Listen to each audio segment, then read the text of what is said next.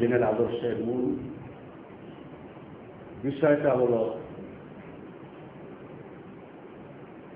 রাজনৈতিক নেতৃত্ব আর ধর্মীয় নেতৃত্ব আলাদা হতে পারে। মুহাম্মদুর রাসূলুল্লাহ সাল্লাল্লাহু আলাইহি ওয়াসাল্লাম তথা সমস্ত আম্বিয়া কেরাম মানুষের সমাজে শান্তি, কল্যাণ, ন্যায়, ইনসাফ প্রতিষ্ঠার নেতৃত্বের মডেল। তারা যেমন মানুষের রাজনৈতিক নেতৃত্বের চাহিদা পূরণ করেছেন, তেমনি আধ্যাত্মিক নৈতিক জগতের নেতৃত্বের চাহিদা পূরণ করেছেন। মুহাম্মদুর রাসূলুল্লাহ সাল্লাল্লাহু আলাইহি ওয়াসাল্লামের সময় রাজনৈতিক নেতৃত্ব এক হাতে আর ধর্মীয় নেতৃত্ব এক হাতে, এটা প্রমাণ করার কি সুযোগ আছে? খোলাফায়ে রাশিদিনের সময়। অতএব ইসলামী উম্মাহ, মুসলিম উম্মাহ উপরে যে দায়িত্ব কর্তব্য অর্পিত হয়েছে আল্লাহ রাব্বুল আলামিনের পক্ষ থেকে, সেই নেতৃত্ব যুগপৎভাবে মানুষের রাজনৈতিক, সামাজিক ময়দানের চাহিদা যেমন পূরণ করতে হবে, তেমনি আধ্যাত্মিক নৈতিক চাহিদা পূরণের উপযোগী হতে হবে। এই আঙ্গিকে নেতৃত্ব সৃষ্টির প্রয়াস চালাচ্ছে বাংলাদেশ ইসলামী ছাত্র শিবির। এর পূর্ণ সফলতা, সার্থকতার উপরে আগামী দিনে মুসলিম উম্মাহ যথাযথ ভূমিকা পালন নির্ভর এবং ব্র্যাকেট করা হয় অমর ছাত্র সংগঠন। মূলত বাংলাদেশ ইসলামী ছাত্র শিবির মুসলিম উম্মার একটি আমানত। মুসলিম উম্মার চাহিদা পূরণের জন্য এটা আল্লাহ তাআলার পক্ষ থেকে একটা নিয়ামত। তোমরা যারা এই সংগঠনের পতাকা দলের সমবেত হওয়ার সুযোগ পেয়েছ, এই বয়সে তোমরা তা করো। আল্লাহ তাআলার দরবারে মৃত্যুর পরে যখন আমাদেরকে উঠতে হবে, পুনরায় আমাদেরকে জীবিত করা হবে, তখন 5টি প্রশ্নের উত্তর না দিয়ে এক পা সামনে আগানো যাবে না। সেই 5টি প্রশ্নের প্রথম প্রশ্ন গোটা জীবন সম্পর্কে, দ্বিতীয় প্রশ্নটা যৌবনকাল সম্পর্কে। বুড়ো বয়সে 12 সাধু হয়,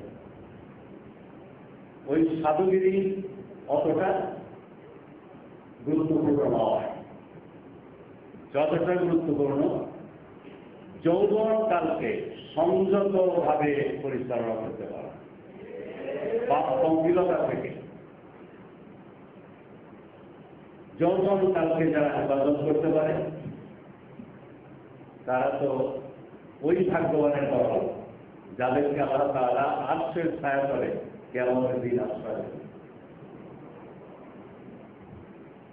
এটাও হাদিসে আছে, কিয়ামতের দিন সূর্যটা মাথার উপর নেমে আসবে, কোন আরশ আজিমের ছায়া ছাড়া কোনো ছায়া থাকবে না। আরশ আজিমের ছায়া তলে আশ্রয় পাবে 7টা শ্রেণী।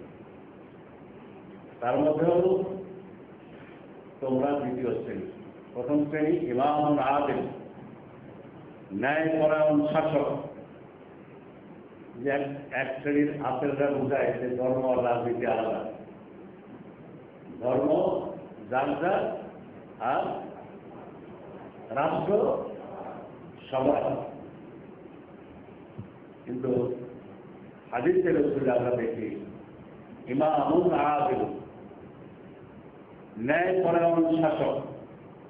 আল্লাহ আরশের তলে যারা ছায়া পাবেন তার মধ্যে 1 নম্বর কাজটা আল্লাহ তাআলার বিচারে কোনো পাপ না এই কাজ যারা করে তাদের কাছে আল্লাহ তাআলার দৃষ্টিতে তারা প্রথম শ্রেণীর ভাগ্যবান ব্যক্তি। যারা আরশে মওলার তাদের নাম আসছে শাবুন নাশা ফি ইবাদাতিল্লাহ। ওই যুব সমাজ যাদের যৌবনটা ইবাদার একটা বড় নিয়ামত, আল্লাহ তাআলা চান তার পক্ষ থেকে যোগ্যতা প্রকাশ করো, তাহলে জেনে রেখো ইন্না আযাবি লাশাদীদ। ইসলামী আন্দোলনের সাথে শরীক হওয়ার সুযোগ পাওয়া না করে, অপব্যবহার করে, অপপ্রয়োগ করে, তাহলে তাদের জন্য বাণী উচ্চারণ করা হয়েছে। সেই ক্ষতি থেকে আল্লাহ তাআলা তোমাদেরকে আমাদের সবাইকে পাবে। সুযোগ পাওয়াটা আল্লাহ তাআলার মেহেরবানি করে দিত। এই সুযোগটা ইসলামী আন্দোলন আমাদের কোনো পার্মানেন্ট ঠিকাদারি নয়। যদি আমরা এই আন্দোলনের হক আদায় করি তাহলে এই দুই পর্যায়ে আমাদের কার্যক্রম যায়। কোরআন শরীফের একাধিক জায়গায় আল্লাহর পক্ষ থেকে সতর্কবাণী আছে। তাই তাতাওয়াল্লাহ ফায়াস্তাবদিল কওমান গায়রাকুম, উৎসাহ প্রদর্শন করো, তাহলে জেনে রেখো আল্লাহ তাআলা তোমাদের পরিবর্তন কাউকে এই কাজের জন্য নিয়ে আসবেন। তারা তোমাদের মতো হবে। ইল্লা ইয়ানফিরু ইউআযিবকুম আযাবান শাদীদান ওয়া ইয়াস্তাবদিল কওমান গায়রাকুম ওয়া লা তাদুররু, তোমরা তোমাদের জন্য আযাব